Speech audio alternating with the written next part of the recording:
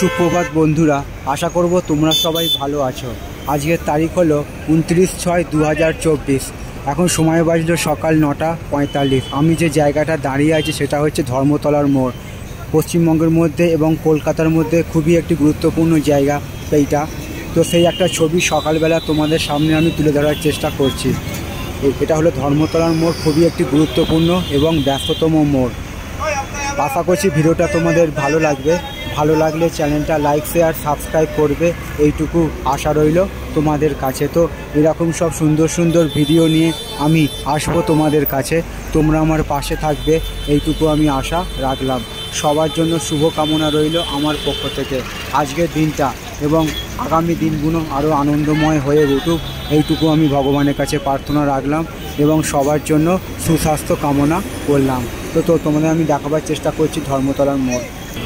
তো বন্ধুরা, তোমাদের আমি দেখাবার চেষ্টা করছি ধর্মতলার মোড় এবং তার সামগ্রিক পরিবেশটা।